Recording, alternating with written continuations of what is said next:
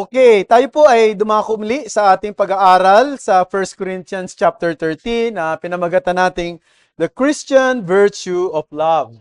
Ngayon po ay nais ko kayong muling anyayahan. Basahin natin uli ang verses 1 to 5. At yung pinakahuling bahagi ng verse 5 ang ating pagtutuunan ng pansin. Verse 1, kung ako'y magsalita ng mga wika ng mga tao at ng mga anghel, subalit wala akong pag-ibig, ako'y nagiging isang maingay na pompyang o batingaw na umaalingaw-ngaw. At kung meron akong kaloob ng propesiya at naunawaan ko ang lahat ng mga hiwaga at ang lahat ng mga kaalaman, at kung meron akong buong pananampalataya upang mapalipat ko ang mga bundok, ngunit wala akong pag-ibig, ako ay walang kabuluhan. At kung ipamigay ko ang lahat ng aking ari-arian, at kung ibigay ko ang aking katawan upang sunugin, subalit walang pag-ibig, wala akong mapapakinabang. Ang pag-ibig ay matiisin at magandang loob. Ang pag-ibig ay hindi mainggitin o mapagmalaki o hambog. Hindi magaspang ang kilos. Hindi nito pinipilit ang sariling kagustuhan. Hindi mayayamutin, at ito po yung ating pag-aaralan ngayon, hindi nagtatala ng mga pagkakamali. Ito ang salita ng Panginoon. So, siguro alam naman ng bawat isa sa atin ito, na kapag ka nag-delete ka ng file sa iyong computer, saan na pupunta? Sa recycle bin, o yung tinatawag na trash. So, ibig sabihin, nandoon pa rin yun. Di ba? Andun pa rin yung file mo. At pwede mo pang i-restore ito whenever you want. So, kung talagang gusto mo, dapat i-empty mo rin yung recycle bin. Talagang hindi na ma-restore yun. Yung iba, may paraan pa rin na nagagawa. Pero sa mga simple at, di ba, layman na katulad ko pagdating sa computer, alam ko na hindi na yun mariretrieve. Pero pag nandun yun sa recycle bin, mariretrieve mo, marirestore mo pa rin. No? Kaya ko binanggit yan, may mga tao na ganito nila tinatrato yung forgiveness. Sinasabi nila, pinatawad na kita. No? Pero hindi ini-empty yung trash bin. Andoon pa rin siya sa recycle bin ng kanyang puso. At pag may disagreement na nangyari, i-retrieve niya yon, yung mga past offense. And he will bring it up all over again. So, their forgiveness was only verbal, not genuine. Ngayong hapon, ay pag-uusapan natin ang issue na yan, na may kinalaman sa daan ng pag-ibig dito sa binasa natin ngayon. At tulad ng aking pinaulit-ulit na si Pablo, nung kanyang ipinapaliwanag kung ano ang pag-ibig, para sa kanya ang pag-ibig ay isang daan. Hindi lang isang daan, kundi pinakamahusay na daan, a more excellent way. So, Paul radically departs from the common notion that love is merely emotion, a feeling, or romantic reaction or affection. Instead, he presents love as a way of life, a deliberate discipline, commitment that must govern all our relationship and our service. Ngayon pong hapong ito, sa pagpapatuloy natin ng pag-examine sa mga description ng love na binanggit ni Paul, sinabi niya rito sa ESV, love is not resentful. No? Sa New American Standard Bible, love does not take into account a wrong suffered. Pero I'll rather think na mas tama yung translation ng NIV again, the New International Version. Love keeps no record of wrongs. At yun ang sakto doon sa pagkakatagalog. Ang pag-ibig hindi nagtatala ng pagkakamali. Now, yung salitang keeps no record, Ang translation niyan ay logizomai sa wikang Griego. Ito po ay isang accounting term. Nang ibig sabihin, to calculate, to reckon, or to enter into ledger. So alam ng iba yan, yung ledger. Yung bookkeeper ay nagre-record ng mga transaction sa kanyang ledger for one reason, para hindi niya makalimutan. 'Di ba ganun naman 'yon? Kaya ka naglalagay para hindi mo makalimutan. Now, Paul deliberately uses that image to make a profound point, which is our message this afternoon. No? Tama naman na magtala ka ng mga bagay doon sa iyong ledger bilang isang accountant o bilang isang bookkeeper. Pero pagdating daw sa relationship natin sa isa't isa, mga kapatid, lalo na kapag kami mga offenses na nangyayari, hindi daw natin dapat gawin yon. Kaya ang message ay ito, love does not keep a ledger of offenses. It does not maintain running an account of every hurt, every insult, every disappointment, or every wrong committed against it. Ang pag-ibig ay tumatangging gumawa ng score. Ito yung ginawa mong mabuti. Ito yung ginawa mong mali. Mas marami na. No? Nagawa mong mali. Hindi daw ginagawa yun ng isang taong may totoong pag-ibig. It does not continually revisit old wounds or bring up forgiven sins to use them as weapons in future conflicts. In short, brethren, love forgives. Love forgives. So, i-analyze lang natin ito. Mabilis lang. Dalawang bagay. Una, tingnan natin ito na dito sa ganitong salita. Not keeping wrong, define. Na yung una. Pangalawa, not keeping wrong, demonstrated. So, not keeping wrong, define. Ang gusto kong sabihin na ito, Christian love refuses to be an accountant that keeps a detailed record of every offense. Ang isang pag-ibig na maituturing natin na Kristiyano, hindi siya nagiging accountant. No? Pagdating sa mga detalye ng mga talaan ng pagkakamaling nagawa, hindi niya ito dapat gawin. Now, of course, balik ulit tayo sa accountant, yung iba rito sa atin, ay mga magagaling sa ganyan, no? Yung trabaho ng isang accountant, syempre, tama ba? To work with numbers and financial records. Hindi ako magaling dyan, no? An accountant carefully keeps track of what? Income and expenses, purchases and payments, assets and liabilities, taxes and balances. So nire-record niya yung lahat ng transaction para walang makalimutan. At ang bawat peso is accounted for. Yan yung mga talagang totoong magagaling at mga tapat na accountant. No, alam naman natin na meron ding mga hocus-pocus doon sa mga ibang mga gumagawa ng ganito sa negosyo, no? Pero yun ang talagang dapat niyang ginagawa. In business, that kind of records keeping is necessary. Kailangan yun eh. No? Actually, it is a mark of good stewardship and responsible management na nagre-record ka. Ayun ang isang problema ko. Alam mo talaga, doon na yung misis ko mahilig siyang mag-record ng mga expenses, yung mga kung ano-ano, no? Pero ako, wala. Hindi ako talaga magaling sa ganyan. No? Salamat na lang, may ganun kang partner, no? Pero, yun naman talagang dapat. Kung may negosyo ka, kailangan yun, di ba? Kasi, yun ang responsible management. Pero in terms of personal relationship, lalo na tayo mga Kristiyano, yung ganung klase ng gawain, destructive yan. No? Paul says that love is not an accountant when it comes to the wrongs committed against it. Hindi siya gumagawa ng ledger ng mga offenses. No?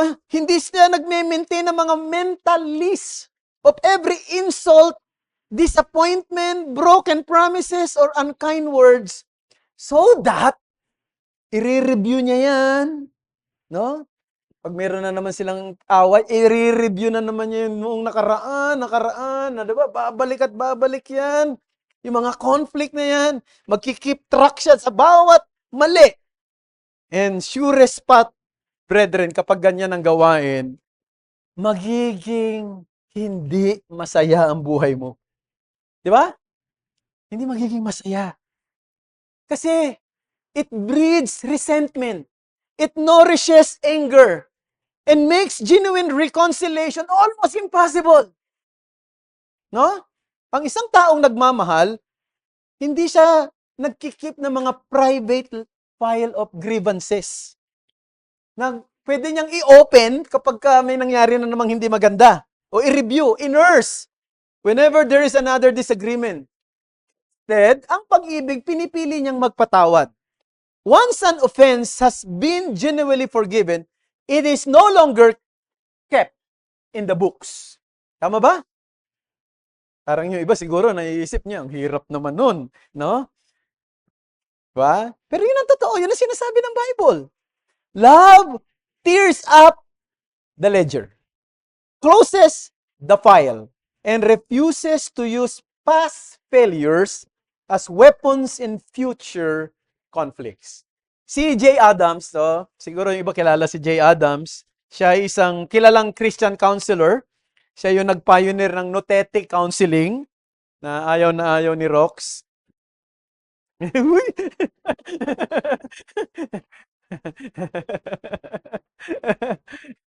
Marami kasi pong klase ng approach sa counseling. Isa na yung notetic counseling.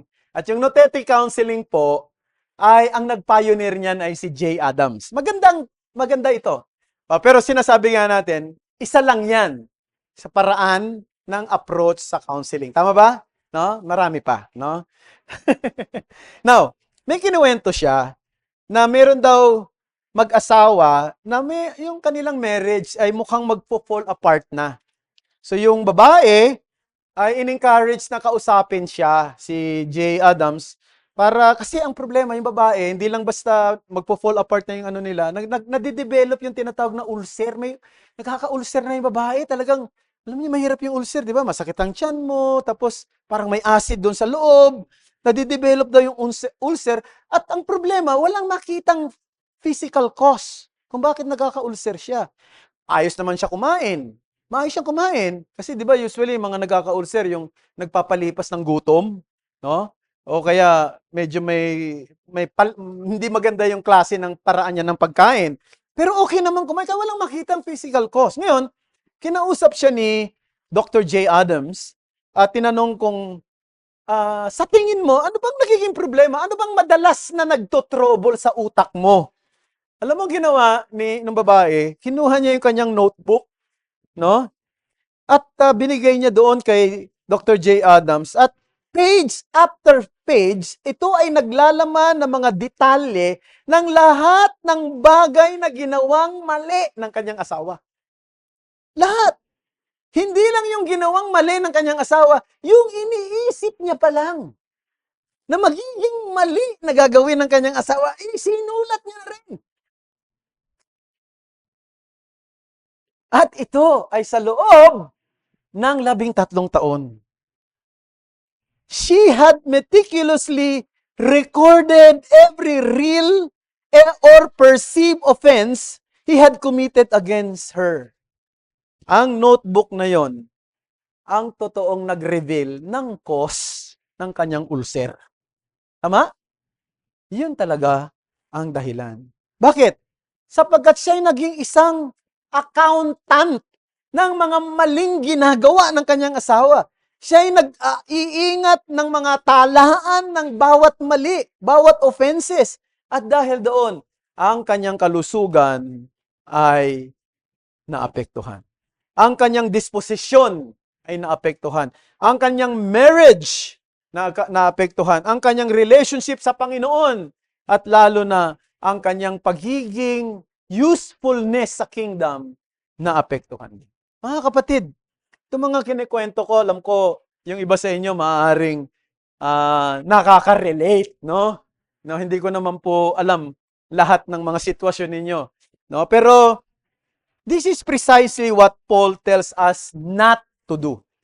Love does not keep a ledger of wrongs. Kasi kung magdedwell tayo lagi sa mga offenses na ginawa sa atin, alam mo, magiging problema mo, fault finders ka na lang.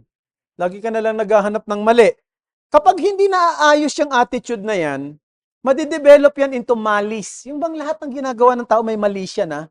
Pagka hindi pa na-check yan, magiging bitterness na yan. At yung bitterness, eventually, nagpo-produce siya ng desire ng revenge. And even willingness to see others harm. No? The tragedy is that while a bitter person seeks to destroy others, he is actually destroying himself. Diba? Parang alam niyo yung lason. Yung lason. Nakainom na ba kayo ng lason? Wala pa naman siguro. Pero yung lason, ano yung unang naapektuhan ng lason? Yung sisidlan. Yung sisidlan. Yung pinaglagyan ng lason. So, ang punto ko, yung isang taong bitter, hindi lang ito nag-iisip ng kasamaan ng iba. Pati sarili niya, sinisira niya. Pati pagkatao niya, dinidestroy niya. Yun ang isang bagay na dapat nating iwasan. At dapat nating ipag-pray sa sarili natin na hindi mangyari. Kasi alam mo yung mga bitter na gustong gumawa ng masama sa kapwa, para yung mga suicide bombers. Suicide bomber, naglalagay ng bomba sa katawan nila, pupunta doon sa maraming tao, pasasabugin. Pati sarili nila sumabog din. So, yun po ang gusto kong sabihin. Bitterness works in a similar way, no? Lalo na kapag dinidirekta yan sa isang tao o sa sino man o sa grupo ng mga tao, ang totoo, pati ikaw, sinisira mo ang sarili mo. Sa kasaysayan, hindi ko lang alam kasi kung alam mo, pag nagbabasa ka ng history, minsan hindi mo rin tiyak kung ano no? Kung tawag nito, ano ang tawag diyan? Kung talagang certain 'yun no? Kasi may kwento patungkol kay kay yung isa sa mga Filipino-American War na general natin, si Antonio Luna ba 'yon? 'Di ba? 'Di ba may pelikula 'yan, si Antonio Luna? 'Di ba? Siya ay kinikilala na isa sa pinakamahusay na military leader, si Antonio Luna, nung panahon ng digmaan natin laban sa mga Amerikano. At isa sa problema ni Antonio Luna daw, bagay doon sa pelikula, lumabas yun nung napanood ko Napaka-explosive niya, yung temper niya may problema, madali siya magalit. At one point, naggalit siya sa kanyang kapwa general na ang pangalan ay si Tomas Mascardo, General Tomas Mascardo. Alam mo, sa sobrang galit niya, iniwanan niya yung kanyang post doon sa Kalumpit kasi nandun siya ang kanyang pinaka-post ay sa Kalumpit, Bulacan. Iniwanan niya, nag-travel siya, pumunta siya sa Guagua para kumprontahin si General Tomas Mascardo personally. At habang kinokompronta niya at ipinapahayag niya yung kanyang galit, yung mga American forces took advantage ng situation, kinapture yung Kalumpit with little resistance. Kasi wala doon si Antonio Luna. So, you see, what's the point? Yung simpleng kwento na ganyan. Dahil sa galit, na hindi niya mapigilan, at gusto niyang kumprontahin yung tao, napahamak yung kanyang batalyon na mga sundalo. So let me ask you, brethren, as I also ask myself, is there bitterness residing in your heart? Is there resentment toward your husband? Toward your wife? Toward your children? Your parents? Or loved one? Neighbor? Fellow believer? Meron ba? Kung yung bitterness na yan ay hindi nawawala, andyan pa rin, delikado yan. Sapagat yung bitterness na yan, lalo na sa ating mga kapatid, lalo na sa pananampalataya, kapatid sa pananampalataya, hindi makakatulong sa atin yan. Bitterness toward a brother or sister in Christ is especially grievous. At ito ay kumokontra sa tunay na kahulugan ng pag-ibig na dinidemand ni Kristo sa bawat isa sa atin. Psalms 37:8, iwasan mo ang pagkagalit at ang puot ay iyong talikdan. Huwag kang maghimutok. Ito'y maghahatid lamang sa kasamaan. So, not keeping wrong defined. Let's go to the second one. Not keeping wrong demonstrated. Paano natin i-demonstrate ito? Ito yung gusto kong sabihin. By practicing the true essence of Christian forgiveness. Christian forgiveness means letting go of the wrongs committed against you. The ultimate expression of love, brethren, is forgiveness. Perhaps, willing kang magtiis, no? Perhaps, willing mong palagpasin na lang yung offense, pero hindi ka willing magpatawad. No? Merong mga ganun eh. Ay, kailan yan? Wag na natin intindihin yan. Pero ayaw mong magpatawad. Forgiveness, brethren, is one of the central themes of the Bible. Sapagkat dito nakalagay sa ang pinakapuso ng ating kaligtasan. Pag sinabi nating kaligtasan, kasama dyan kapatawaran. Pag sinabi nating kaligtasan, kasama dyan ay tinanggap tayo ng Diyos kahit na nung una hindi tayo katanggap-tanggap sa Kanya. Ang mabuting balita ng Ebanghelyo ng Diyos kay Kristo Jesus ay ang pagpapatawad niya ng ating kasalanan.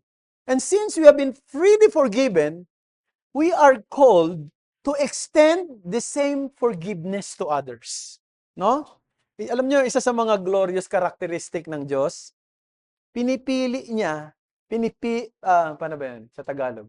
He chooses not to remember our sins against Him.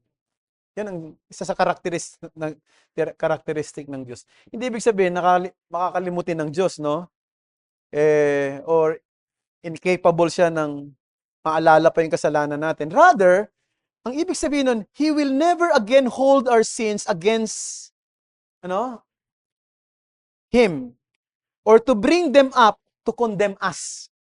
Kapag nagpatawad ang Diyos, inaalis niya ang kasalanan at tinatanggal niya sa kanyang judicial record forever. Kanina, nagdi-discuss kami ni Ate Banji. May pinaliwanag siya sa akin patungkol sa Supreme Court. Napakaganda ng paliwanag niya, no? Nung merong isang Chief Justice na natanggal doon, ang sabi, pati sa record, wala na yun. Tama ba yan, ate? Tama, no? Natanggal na yun. Hindi lang yung pagiging Chief Justice, yung pagiging naging justice siya mismo sa Supreme Court noong, ano ba tawag doon, ate? Yung co-warranto, nung na-implement yun, wala na sa record. Kaya kung hahalongkatin ng record, wala siyang record na siya isang naging judge. Bagamat ang totoo, ng marami, naging judge naman siya once upon a time. Pero in terms of judicial record, wala na yun. Tingnan niyo yung Isaiah 43:25. I am He who blots out your transgression for my own sake. I will not remember your sins. So yung mga mananampalataya daw ng Panginoong Diyos, kapag pinatawad niya ito at humingi ng tawad sa kanya, hindi niya naaalalahanin pa ang kanilang kasalanan. Sa propesiya ni Jeremiah, dahil sa prophecy ni Jeremiah, merong bagong tipana na darating. Sabi niya, ang pinaka-wonderful thing doon sa promise doon, makikita niyo sa Jeremiah 31:34. Ang sabi doon, and no longer shall each one teach his neighbor and each his brother, saying, know that the Lord, for they shall all know me, from the least of them to the greatest, declares the Lord. For I will forgive their iniquity, and I will remember their sin no more. As I mentioned, brethren, hindi naman ibig sabihin na literally nakalimot na ang Diyos, no? Na para bang nag-suffer siya ng Alzheimer's disease. Alam naman natin, God is omniscient. Alam niya ang lahat ng bagay, hindi nawawala yan sa isip niya. Alam niya yung nangyari sa nakaraan at yung hindi pa nangyayari, alam niya. Pero ang punto rito, once na nagpatawad ang Diyos, kino-close niya na yung account. He no longer charges us, no? Doon sa nagawa natin na dating napatawad na niya. He will never bring them back to condemn us. Sapagkat si Kristo, tinanggap na niya yung parusa na dapat ay para sa atin. So, yun ang punto ron mga kapatid. Kung i-apply natin sa relationship natin sa isa't isa, kapag nagpatawad tayo, hindi naman, di ba? Hindi naman mawawala yung sakit overnight, no? Hindi mawawala. No? Yung memory natin may still cross your mind from time to time sa nangyari. Pero yung forgiveness na totoo, ito ay isang deliberate commitment before God na you will no longer hold that offense against that person. Kasi napatawad mo na siya. You refuse to reopen the case. No? You refuse na gawing buhay uli yung offense at gamitin ito as weapon in future conflicts. Isa sa pinakamagandang description ng pagpapatawad ng Diyos, makikita natin sa Micah chapter 7 verse 19. Basahin natin. He will again have compassion on us.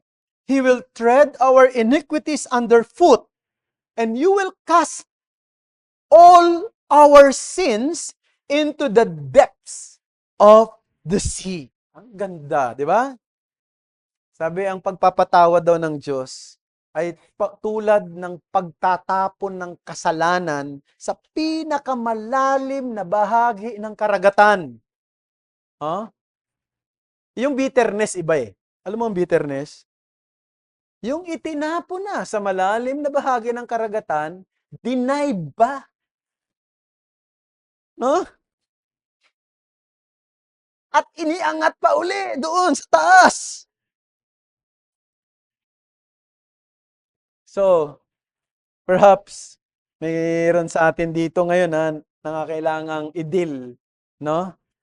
Yung ganitong klase ng kasalanan. Maaaring meron kang kinikerry na bitterness for years, dala-dala mo yan, may ledger ka ng mga offenses, at you refuse to let it go.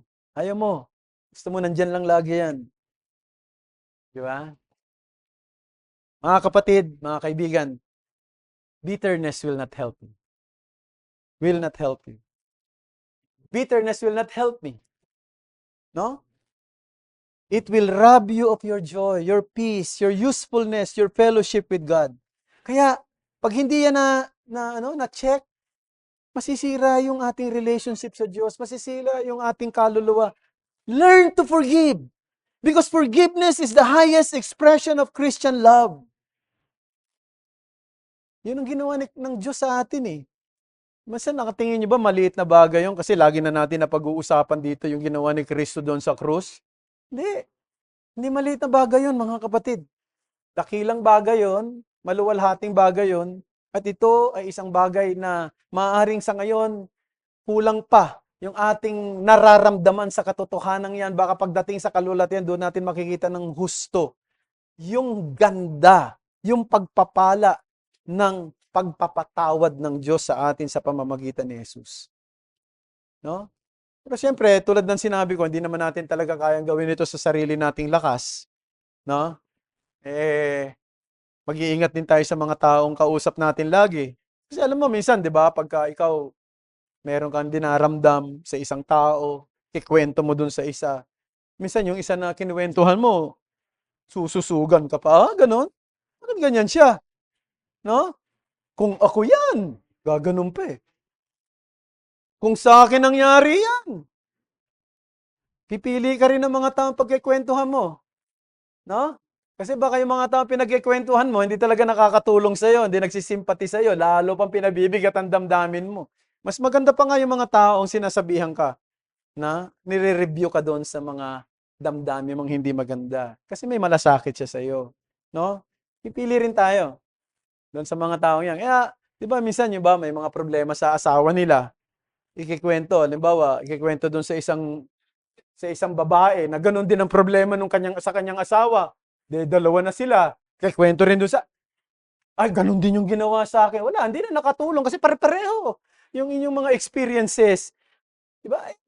The point is, brethren, we have to be wise because we will not be able to apply this wonderful truth about love if we are not going to choose kung sino yung mga taong pagsasabihan natin ng mga problema natin, hindi masama mag-share. Hindi masama mag-unload. Pero tingnan nyo rin, paano ka tinatrato ng mga taong pinagsasabihan mo? Lalo ba niyang pinabibigat yung problema mo? Lalo niyang dinadagdagan yung bitterness mo sa isang tao? O tinutulungan ka niya na magpatawad? Tinutulungan ka niyang magpatawad dahil ito ang daan ng pag-ibig. So, yun ang dapat natin gawin. So, yung challenge sa bawat isa sa atin, sana, mga kapatid, i-apply natin ito. Hindi naman natin to kaya sa sarili nating lakas.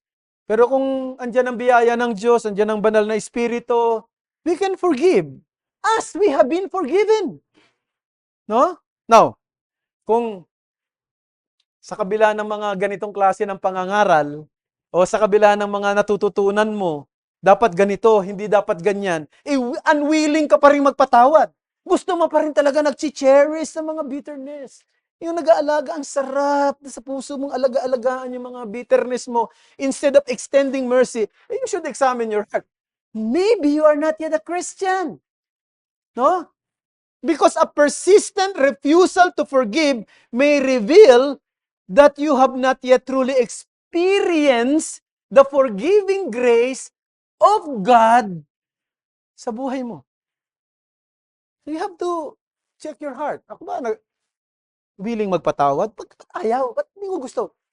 Kasi kung pinatawad ka ni Kristo, naintindihan mo yung bigat ng kasalanan mo na napatawad ka niya, dapat mayroon ka ring hangarin. Di ba, na gumawa ng hakbang ng pagpapatawad na siyang daan ng pag-ibig. So I challenge you today, no? If you need to forgive someone na humingi ng tawad sa iyo, do it. Now, if you need to seek someone's forgiveness, do it now. Sa tingin mo, may nagawa kang mali, may nagawa kang kasalanan, kailangan mo ng pagpapatawad niya. Huwag mo nang patagalin. Huwag mo nang pag anong-ganon pa. No? Di ba? Yung iba kasi ang hilig pa magpaikot-ikot, no? Saka na lang, bukas, ganun. Gawin mo na. No? And if you have never sought God's forgiveness, kung hindi mo pa natatanggap ang pagpapatawad ng Diyos sa pamamagitan ng ginawa ni Jesus, lumapit ka na sa Kanya ngayon. Baka bukas, hindi ka na makalapit sa Kanya. Sapagkat ang sino mang pwedeng magpatawad ay ang mga taong tumanggap ng kapatawaran ng biyaya. Sila lang ang may kakayanan at may ability to forgive others. So if you have been forgiven, you have now the ability to forgive others. So yun lang gusto kong ibahagi sa inyo ngayon kung hapong ito, manalangin tayo.